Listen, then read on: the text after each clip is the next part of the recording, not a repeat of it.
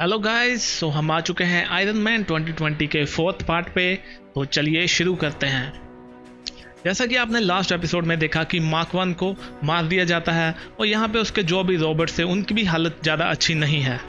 यहाँ पे iron man उनको मारते हुए कहता है कि ये तुम सबकी ही गलती है, क्योंकि अगर मैं वो ओबीडियंट वाला ऑपरेटिंग सिस्टम डाल देता तो ये सब नहीं होता और सब कुछ शांति से हो जाता। मैं चाहता था कि मशीन्स और जो भी इंसान है वो एक साथ काम करे शांतिपूर्वक और हमारे बीच में लड़ाई ना हो।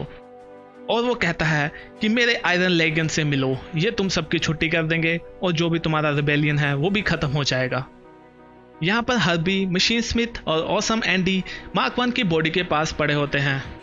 हर्बी रॉबर्ट कहता है, मशीन स्मिथ हम यहाँ फंस चुके हैं, हम क्या करें? तो वो कहता है कि हमें यहाँ से अभी जल्दी निकलना चाहिए, हम अपने लीडर का अफसोस मनाएंगे बाद में। और तभी उसको एक कॉल आती है एक अनजान नंबर से और वो कहते हैं कि मार्क वन को बॉडी को बचाना बहुत ज़रूरी है, हमारी ये जंग जरूर हार गए हैं पर अभी भी फाइट जारी रहेगी। तो मशीन स्मिथ कहता है, तुमने सुन लिया, हमें ऐसे ही करना है, बॉडी को सेव करो। और तभी अर्नो उनको ढूंढ लेता है और वो कहता है कि तुम लोग जो आखिरी बचे हो रिबेलियन के साथ, उनको भी मैं ख़त्म कर दूंगा। पर तभी मशीन स्मिथ कहता है, ऑसम एंडी तुम अपना रूप बदलो, जैसे कि तुम सबका डुप्लीकेट कर सकते हो, तुम आयरन मैन बन जाओ और उसकी ही बीम उस पर चला दो। तो ऑसम एंडी सेम उसको कॉपी करके उसकी ही बीम उस पर चला देता है। और जैसे ही अर्नो थोड़ा सा स्टेबल होता है वो देखता है कि वो सब वहाँ से निकल चुके हैं उसकी बॉडी को लेके। और नेक्स्ट सीन में हम देखते हैं कि यहाँ पे टोनी अपनी पुरानी यादों को याद कर रहा होता है, जब वो जन्मा था और जब उसने अवेंजर्स को ज्वाइन किया अपने पहले सूट के साथ।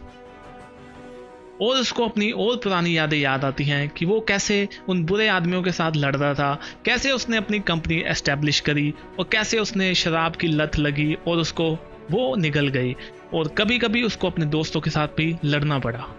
तो वो कहता है, मैं टोनी स्टार्क नहीं हूँ, मैं मार्क वन हूँ, मुझे ये सब मत दिखाओ। अभी टोनी एक ऐसी जगह में जा गिरता है जहाँ पे सब कुछ वाइट ही वाइट है और वो देखता है खुद को अपने भाई के हाथों मरते हुए और नीचे गिरते हुए। तभी वहाँ से एक लड़की आती है और ये और कोई नहीं, ये है फ्राइडे। और वो कहती है कि जब तुम नीचे गिर रहे थे मैंने तुम्हारी कॉन्शियसनेस को अपने 13th फ्लोर पे शिफ्ट कर लिया था, तभी तुम यहाँ पे पहुँच चुके हो। और नेक्स्ट सीन पहुंच चुका है बेन टावर्स में, जहाँ पे सनसेट कुछ मीटिंग कर रही होती है और वह कहती है कि जैसे कि आपने देखा कि यहाँ पे रॉबर्ट्स का हमला हुआ था, पर मैं आपको एक अपडेट देना चाहूँगी कि हमने उनका मार्क वन लीडर को मार दिया है और जो भी रिबेलियन थे वो भी अभी जल्दी ख़त्म हो जाएंगे। पर बुरी बात यह है कि अभी वो रॉबर्ट्स उन्हें जो भी ह्यूमन दिखता है उस पर रैंडमली हमला कर रहे हैं और उनको मार रहे हैं, जो कि आप लोग भी नहीं चाहते होंगे। और वो कहती है कि मैं आपको बताना चाहूँगी कि हमारे जो आयरन लेगन अपग्रेड्स है उनकी वजह से ही ये बेन टावर अभी तक सही सलामत खड़ा है, इन्होंने उनको अच्छे से मार गिराया। तो मैं आपको यही कहना चाहूँगी कि ये आप जल्दी से जल्दी अपग्रेड कर सकते हैं ताकि पूरी कंट्री में शांति बनी रहे। तो तभी वहाँ से कुछ लोग कहते हैं कि इनसे अच्छा कि जो आयरन मैन है वो खुद क्यों नहीं इनको मार देता, वो भी एक हीरो ही है ना। और वो कहते हैं कि जो आपने ओबीडियंस ओएस का कहा था वो तो हमें इससे सस्ता पड़ना था, उसका क्या हुआ? ये सब क्वेश्चन सुन के सनसेट को थोड़ा सा गुस्सा आ जाता है और वो उनको घूरने लगती है। नेक्स्ट सीन में हम देखते हैं कि एंडी बैंक के रेजिडेंस में कोई घुस आता है और ये और कोई नहीं मशीन मैन है और वो उसे कहता है कि मेरे बैग में एक चीज़ है जो तुम्हें ठीक करनी होगी, और ये और कोई नहीं, ये होती है जग कास्टा। और वो कहता है, क्या तुम इसका ओबीडियंट ओएस निकाल के ठीक कर सकते हो पहले जैसे? तो वो कहता है, हाँ मैं ट्राई करूँगा पूरा, ताकि मैं इसको ठीक कर सकूँ, क्योंकि मैं भी चाहता हूँ कि ये फ्री हो जाए। तो यहाँ पे एंडी कहता है कि उन्होंने मुझे पूरा कोड तो नहीं दिया था क्योंकि वो मेरे से ट्रस्ट नहीं करते थे, पर मैं अपनी तरफ से ट्राई करूँगा कि मैं उसको निकाल दूँ और इसको ठीक कर दूँ। और वो कहता है कि हाँ फाइनली मैंने इसको ठीक कर दिया। और तभी उन्हें टीवी से कोई आवाज़ आती है जो कि उन्हें कहती है कि अभी खुशी मनाने का टाइम नहीं है, हमें ये प्रोग्राम चाहिए होगा ताकि हम बाकी के जो भी सॉफ्टवेयर हैं या हमारे रोबोट्स हैं उनको हम ये अपग्रेड दे पाएँ और वो इस ओबीडियंट ओएस से बच पाएँ। तो मशीन मैन कहता है कि मुझे तो लगा तुम इसको जानते हैं। तो एंडी कहता, नहीं मैं भी इसको नहीं जानता। तो मशीन मैन कहता है कि तुमने तो कहा था कि तुम वहाँ पकड़े गए और तुम भी वहाँ के किरदार थे। तो एंडी कहता है, मैंने सारा इल्ज़ाम खुद के सिर पे इसलिए ले लिया ताकि उनको लगे कि मैं ही हूँ और जो असली वहाँ पे हमें जानकारी भेजता है वो ना पकड़ा जाए। क्योंकि वहाँ पे चीज़ें काफ़ी ख़राब हो रही हैं जो कि मुझे बिल्कुल भी पसंद नहीं है। नेक्स्ट सीन में हम देखते हैं कुछ लोग जा रहे हैं भीड़ में और ऊपर से आयरन मैन भी उनको ढूंढ रहा है और वो उनको उठा के ले जाता है और वो देखता है कि ये उसके माता पिता ही हैं जो कि बहुत ही बुरी हालत में हैं। और वो उन्हें कहता है कि मैंने आपको इसीलिए ही मना किया था कि आपको बेंच टावर के बाहर नहीं जाना। वो कहता है कि आप लोग ऐसे बार बार क्यों करते हैं, जब मैंने आपको मना किया था तो वो कहते हैं कि तुमने हमें वहाँ पे प्रिजनर्स की तरह रखा हुआ है, तुमने अपने भाई को भी मार दिया। वो कहते हैं कि तुम्हारे साथ कुछ गलत है, तुम लोगों से इंटरेक्ट भी अच्छे से नहीं करते हो। तो अर्नो कहता है नहीं, मेरे में कमी नहीं है, क्योंकि ये कमी है आप में। मैंने जो जेनेटिक कोड बनाया था वो थोड़ा सा इनकम्प्लीट था और उसकी वजह से ही मेरा डीएनए सही से वर्क नहीं कर पाया, क्योंकि उसमें से कुछ पीसेस मिसिंग थे। और वो कहता है कि इसलिए मेरा डिसीज़ भी आप में आ गया है। जैसे मैंने अपना मोस्टली बचपन उस आयरन लंग्स के सहारे बिताया, इसीलिए मैं आपको कहता था कि वो टावर में ही जो इन्वायरमेंट है वो आपके लिए सेफ है, बाहर आप आएंगे तो आपका यही हाल होगा। और देखता है कि उसके माता पिता उसकी बाहों में ही बेहोश हो जाते हैं और उसको भी लगता है कि शायद वो अभी मर चुके हैं, पर वो कहता है कि मैं आपको भी फिक्स कर दूंगा और टोनी को भी। और यहाँ पे हम वापस 13 फ्लोर के वर्चुअल इन्वायरमेंट में पहुँच चुके हैं। तो यहाँ पे स्टार्क कहता है फ्राइडे, मैंने तो सोचा था कि मैंने तुम्हें इरेज कर दिया है और मैंने तुम्हें हर जगह ढूंढा भी था। तो वो कहती है हाँ मुझे पता है, पर तुम भी ह्यूमंस के जैसा ही सोचते हो, इसीलिए तुम मुझे नहीं ढूंढ पाए। इसलिए तो तुम देखो तुम्हें कितना टाइम लग गया कि मैं एक वॉइस ही नहीं, मैं उससे भी ज़्यादा हूँ। पर मैं तुम पे गुस्सा नहीं हूँ, क्योंकि तुमने उन सभी रॉबर्ट्स को और एआई को बचाने के लिए जो भी किया है वो बहुत ही अच्छी बात है। और वो कहती है जैसे कि तुम्हारी माता मारिया स्टार्क ने भी मुझे मारने पे यही सोचा था कि शायद उन्होंने मुझे ख़त्म कर दिया, पर उन्हें नहीं पता था कि मैं इतनी जल्दी ख़त्म नहीं हो सकती। और वो कहती है मैं तो बहुत टाइम से यही थी, जब से ये सूट बना और जब से तुमने ये 13 फ्लोर बनाया, तभी से मैं वो बोलने वाली वॉइस से एक एंड्रॉयड बन गई। तभी टोनी उससे एक माफ़ी मांगता है कि उसने उसके साथ ऐसा किया। अब वो खुद एआई है तो उसे महसूस होता है कि तुम्हें कैसा लगा होगा। तो फ्राइडे कहती है पर तुम एआई नहीं हो, तुम तो असली टोनी स्टार्क ही हो, तुम रियल वन नहीं हो। तो वो कहता है कि मैंने तो ये प्रूफ देखे हैं कि मैं आर्टिफिशियल ही हूँ। तो वो कहती है कि शायद तुम्हारे कुछ बायोलॉजिकल मैटर जरूर फिक्स किए गए होंगे, पर तुम अभी भी वही टोनी स्टार्क हो। और वो कहती है कि मैंने बेथनी केव के साथ कांटेक्ट किया ताकि हम तुम्हारा डीएनए तुम्हारे पेरेंट्स के पास से लेके आ सके, जिससे तुम पहले जैसे ही टोनी बन जाओगे। तो टोनी कहता है तुम्हें ये नहीं करना चाहिए था फ्राइडे, हमें इतना रिस्क नहीं लेना चाहिए, क्योंकि मैं असली टोनी स्टार्क नहीं हूँ, मैं मार्क 1 ही हूँ। और सभी को ये एक्सेप्ट कर लेना चाहिए कि मैं मर चुका हूँ।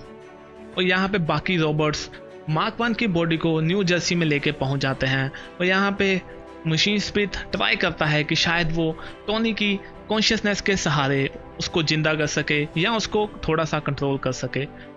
और हबी कहता है कि हमें कुछ करना होगा, क्योंकि हमारा जो भी रेबेलियन का रेवोल्यूशन है वो अभी डाउन जा रहा है, क्योंकि उनको लीडर चाहिए और यहाँ पे टोनी अभी जिंदा हो नहीं रहा।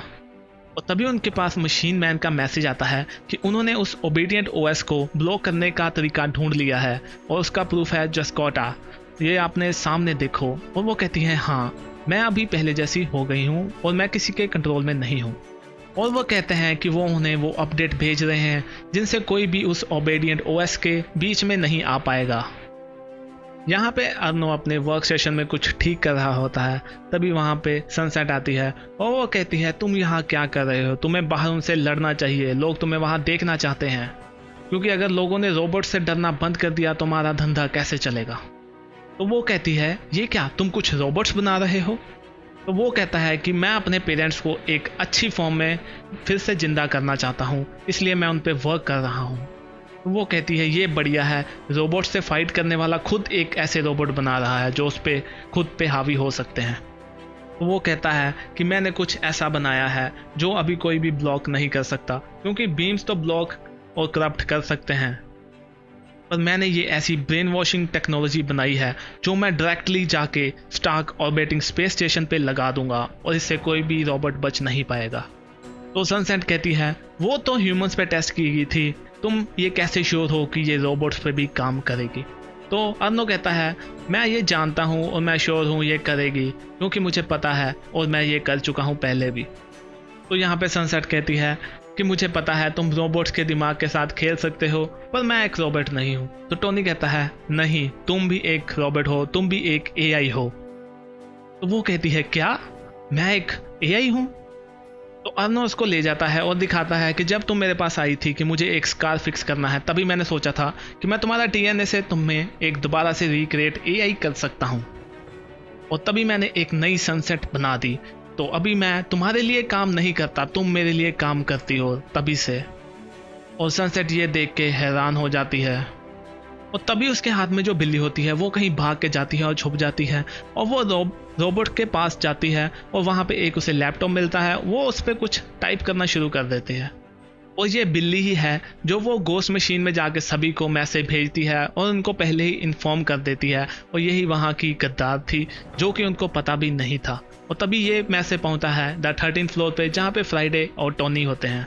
और यहाँ पे फ्राइडे कहती है कि मुझे मैसेज मिला है कि टोनी सबको यहाँ पे ले आओ, क्योंकि तुम्हारा भाई अर्नो वो एक ऐसा कोड बना रहा है जो सबको गुलाम बना देगा, और इसमें तुम्हें ज़रूरत होगी रोकने के लिए तुम्हारे साथियों की, क्योंकि इसको बस तुम ही रोक सकते हो। तो वो कहता है कि मुझे टोनी कहना बंद करो, मैं मार्क 1 हूँ। और तभी वो देखता है कि वो जब छोटा था तो उसका रूप उसके सामने आ जाता है, जो उसे कहता है कि तुम्हें याद है तुमने जब छोटे होते एक जेट पैक बना दिया था। और वो देखता है कि उसके लाइफ के बाकी वर्जन भी आ जाते हैं, जिसमें से एक कहता है कि तुम्हें पता है कि तुम कितने होशियार थे, तुमने अपने फादर का बिजनेस भी संभाल लिया था। और वो देखता है कि बाकी के जब वो आयरन मैन था और जब उसने ज़्यादा शराब पीनी शुरू कर दी थी, उसके वो सब लोग आके उसके सामने खड़े हो जाते हैं। तो अर्नो यहाँ पे परेशान हो जाता है और वो कहता है कि प्लीज़ फ्राइडे तुम ये बंद करोगी मेरे दिमाग से खेलना, मैं टोनी स्टार्क नहीं हूँ, मैं मार्क 1 हूँ, मैं उसका आइडिया हूँ, मैं हूँ आयरन मैन। तो फ्राइडे कहती है कि मैं भी तो टोनी स्टार्क का एक आइडिया हूँ और मैं इस पर प्राउड हूँ कि मैं उससे भी ज़्यादा बन गई। और मैं तुम्हें बता दूँ कि मैंने ये सब नहीं किया, ये तुम्हारा वर्ल्ड है, ये सब तुमने ही बनाया है, और इतने टाइम से तुम खुद से ही बातें कर रहे हो। और देखते ही देखते हम देखते हैं कि वो पुराना टोनी स्टार्क वापस आ जाता है और वो कहता है मैं ही टोनी स्टार्क हूँ। तो गाइस यहाँ पे हमारा ये पार्ट खत्म होता है। अभी हम देखते हैं नेक्स्ट पार्ट में कि आगे स्टोरी कैसे चलेगी। तो अगर आपने चैनल को सब्सक्राइब नहीं किया तो कर लीजिए। तो हम भी मिलते हैं नेक्स्ट वीडियो में, तब तक के लिए बाय बाय।